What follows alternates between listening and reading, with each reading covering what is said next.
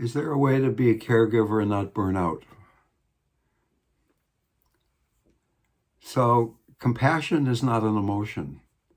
Compassion is a state of being. Compassion includes myself, the people around me, and by extension, out and out and out to all sentient beings. Certainly, we could do a compassion practice for your friend, for this one particular person.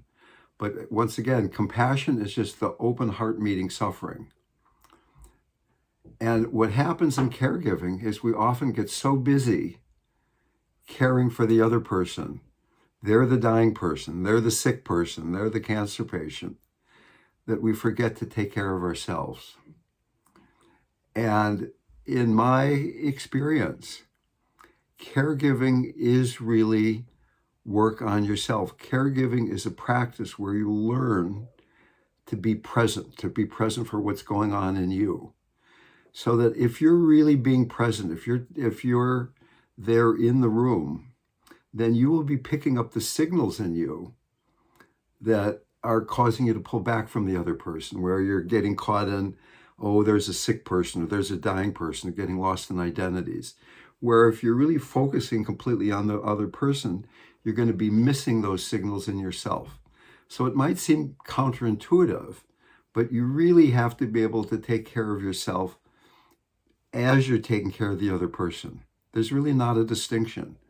So that it's a very fluid, ever-changing situation where there you are, you're loving the person, you're compassionate, and a thought arises, a moment of doubt arises, a moment of confusion arises, a moment of shame that you're not a better caregiver, whatever it might be.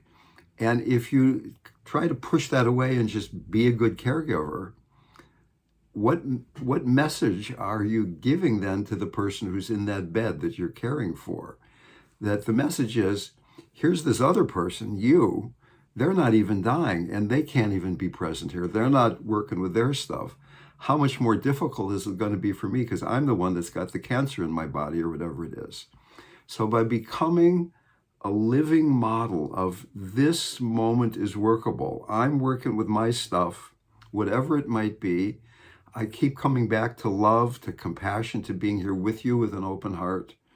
And you can do that too. You don't even have to say that. So there's really two levels of caregiving. There's what you're doing and what you're saying and the practices. You're doing Tonglen or you're doing compassion practice or all the other parts of caregiving. But the most fundamental level of practice, of caregiving practice, is you're just being there. You're modeling that this moment is workable, that this moment is open to awareness and compassion, that this moment is an expression of loving awareness.